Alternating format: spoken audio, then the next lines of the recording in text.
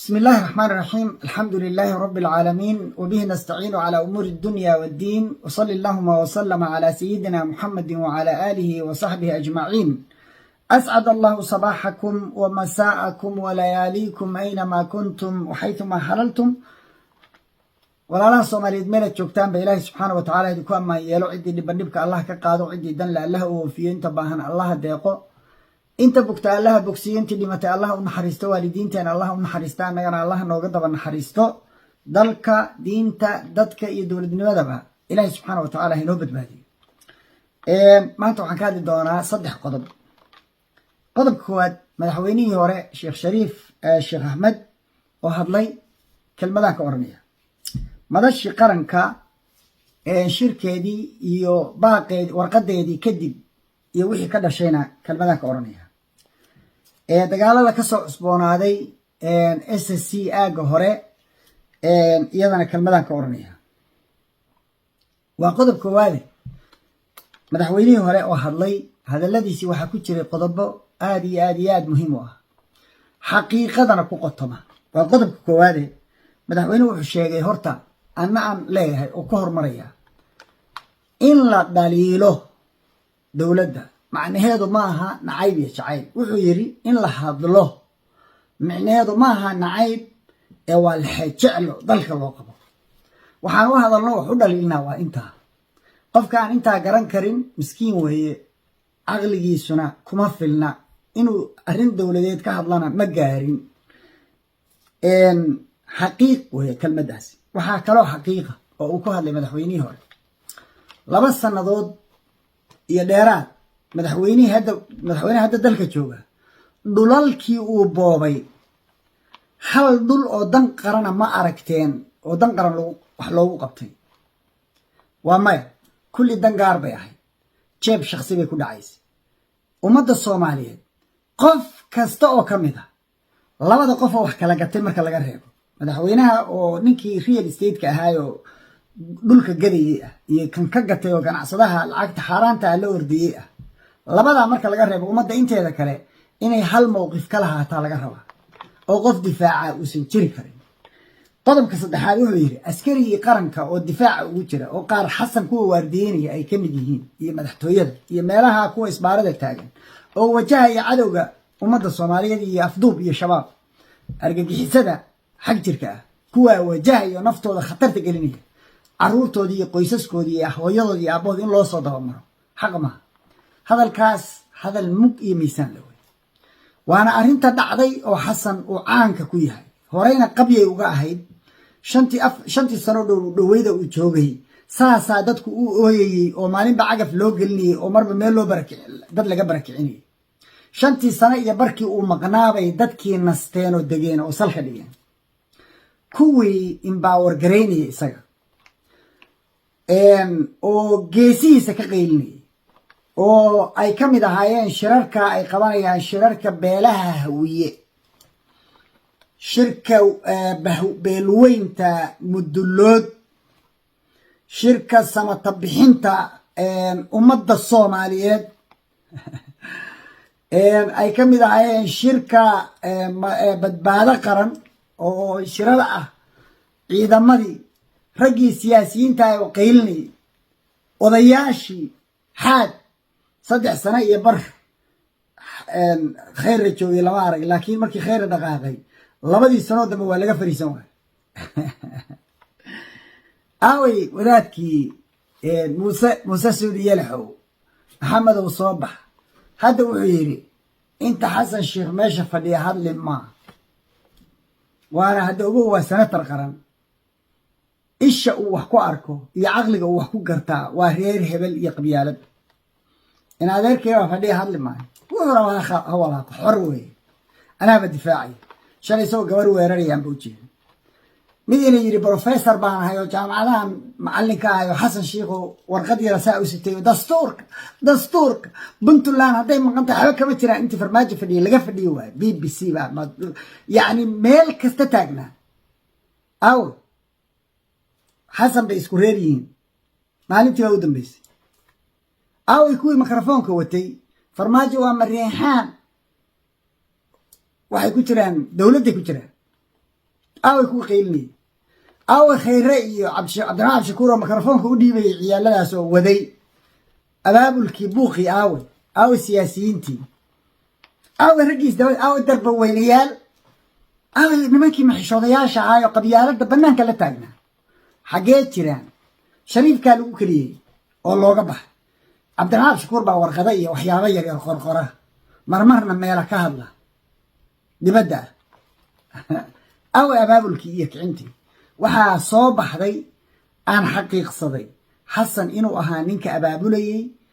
دعمني بقالها كبحني دب كاس آد أركتين أو قبلي أو إلا حد كاس قاري إلا بيلها وإلا بدلون ليراد أبابولي إنه حسن شيخها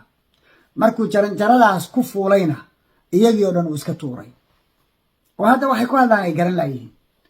dhul dan qaran loo qabtay oo ilaahay subhanahu wa ta'ala u xafiday ummadda Soomaaliyeed 60 sano 50 sano 70 sano xasan baa leefay xaabsade baa leefay saasay u daawanayaan nimankii dastuurka iyo qeylin jiray dastuurkii waa la kufsaday doorasho qof iyo codaan qabanaya dastuurkii la baabashay isagoo ka hadlay maaragtay ninkii dastuurle ahaa professor dastuurle maaragtay intaas shariifku uu ka hadlay waa inta xaqiiqada ku jirta xasan dawladnimada khatar buu ku yahay xamar haddii uu wada xaraasho dhulkii dawladnimada xagee lagu shaqaynaya caalamka maamuladu waxay dhisaan iyo madaxweynayaashu aragtidooda dhul hor leh bay dawladda u dhisaan dhulkii ay iyadu lahayd baa la kaxaynayaa dawladdu xagee aadi doontaa waa ka maarmay ii soo qorbuleeya wasiir hotel degan xasan qabyo ninkeeda dhammaystira waa dhammaystiray caasimadnimadii muqdisho khatar bay ku jirtaa hantidii qaran ummadda Soomaaliyeed la siiyey oo caalamku ku sadaqaystay xamar inay gasho iyadoo aan dhul loogu shaqeeyo dawladda aan lahayn oo aysan ku harin qaraxyada sabab loo wajaho loo deganaado caasimadna ay u ahaato lama garanayo ummadda Soomaaliyeed waxaan ku qancino ku dhiraano muqdisho la sii deganaan karaa ma jirto haddii la wada xaraasho hantidii ummaddu ay lahayd oo ka dhaxaysa qof walbaana wax ku leh caalamka jooga oo Soomaali ah labada kala gadatay waxay kala gateen male markuu gadayo wuxuu yiraahdaa ani ma idhace sida xoolo u leeyahay inda adayga inta leeg bal dan qaran mid loogu qabtay su'aal baa leedin weydiiyay ma haysaan maya maxaa marka ku aamusantiin maxaa loo hadli laayahay kelmadda inta san ka warnay kelmadda labaad madashii qaranka waxa ka soo baxay inaan dastuur dan laga lahayn professor dastuurka sadal raba in loo inaan dastuur dan laga lahayn wuxuu yiri madaxweynuhu waxa uu kordhiyay maamul goboleedyada hal sano oo maada awal doortay yaa salaaxiyaadkaas ku siiyay awoodda xagee keentay maada doortay madaxweynaha Baydhabo lagu doortay ma ku jirtay kuwii dooranayay maaday wakiilkaaga dhigteen marka inaa u kordhisid reer koonfur galbeed inaa u kordhisid Cabdicasiis hal sano ugu dartid maaday ku wakiisheen qorqor maadaa doortay 89 xildhibaan oo ku doortay galmudug miyaad adigu ku jirtay see ugu kordhisay maadaa doortay ninka la yiraahdo Goodlaw يعني أوي دستور أوي قرنمدي أوي الصومالي كوي لها ديكتاتور باتشوجا دربوا وين يكمل هاي ديكتاتور واكا ديكتاتور عن واحد عرس كله جنوا ما بالقبل يسووا كوردينية ما كهذا شان ما هذا شان حسنوا ماذا شقرنك ورقدا أتكسو صارتي وحي تصيصا هل حب أو حرمين هذا نوهين وذا الشركة يقرنمد الصومالية الصومالية شيء سنة أي بنتها هاي معاه كذا شيء وها كذا شيء بنتلان إني سكتر سنين SSC إني سكتر سنين جبلان إني سكتر سنين سوماليان هراي ومقنعي يا اسكو سهري nimanka marka madaxweynaha ag farfadhiya oo ay isku reerka yihiin sidaan iyaan hore kuwa safarada u raaca u iri hadalkan ku irbaan idinkana idin leeyahay soo inaad ka xishootaan maaha idinkoo reer hebel oo kaligiina inaad tiraadaan arrin Soomaaliyeed oo Soomaaliya oo dhan ka dhaxaysa baanu anagu go'aaminaynaa oo jaangoynaa oo dadkeedii ay maqan yihiin hadduu isagu garan waaye madaxweyne naga daa inteenaan Soomaali ma matali karnee mid yiraahdo ma leedika waaye ما يساعد إدين دورتو إدين كردين كار ما تسكت شوكتان هدار تان بيش إن تسكت شوكتان ما أنت صادقو قدرتين وذا تركي من نمد الصوماليين maxaa ka dhashay waxa ka dhashay laba wasiir ee maanta iscasileen wasiiru dawlihii wasaaradda qorsheynta Cabdirashiid Jire iyo wasiir ku-xigeenkii wasaaradda waxbarashada Dhaqare waxaa doodoodii ka mid ahayd mar haddaan Soomaali Puntland iyo Jubbaland iyo SSC oo aan annagu kursigooda ku fadhino kuna matalno dowladda dan qaran aysan shuqul ku lahayn annaguna hadda waxa weeye waa iska casilnay waa gobonnimo waa hormuud bay waxay u yihiin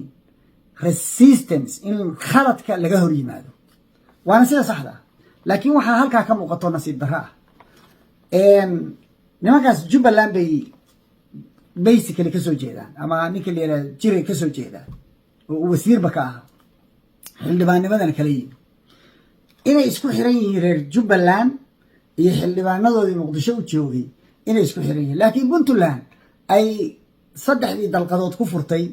xildhibaanadeedii oo wasiiradii iyo xildhibaanadii ay yihiin niman dayra ah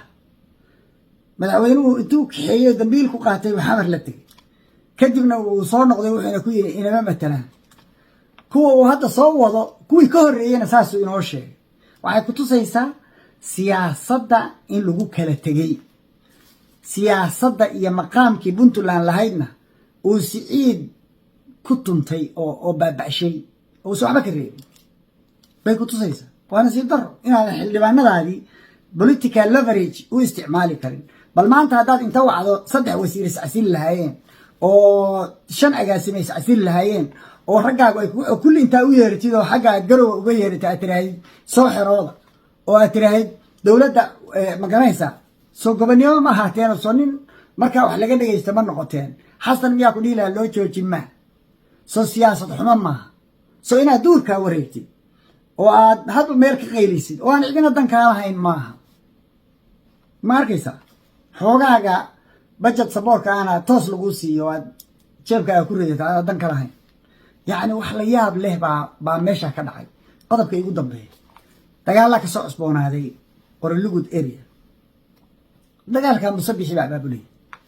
waxaan aad uga yaabay runtiina aan baan u diraya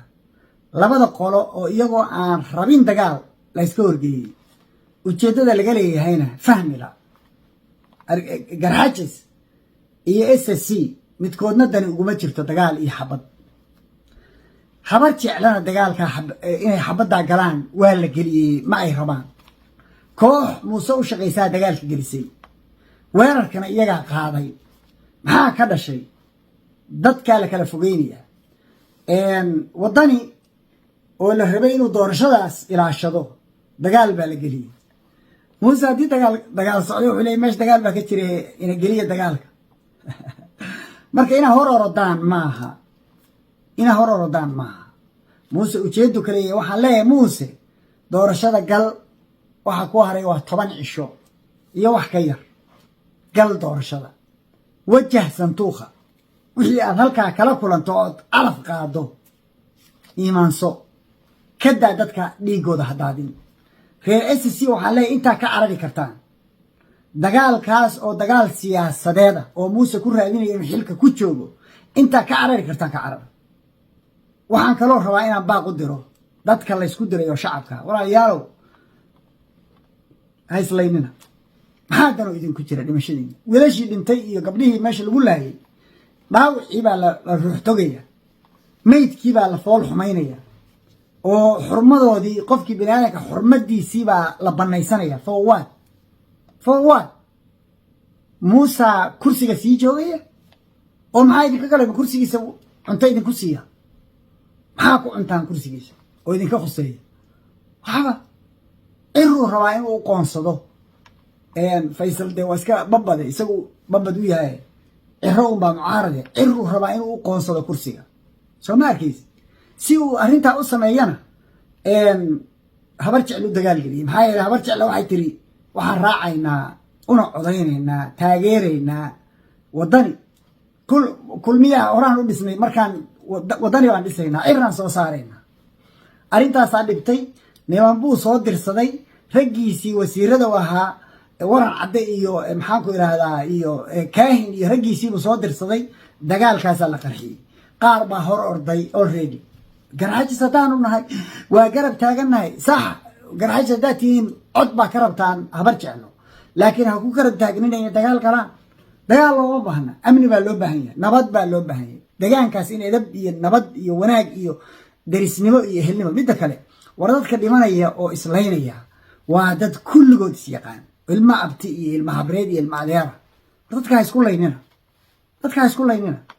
baaq baan idiin soo dirayaa labadiinna qoloba ha la isxakameeyo meesha siyaasad baa ka socotee siyaasadda ha la fahmo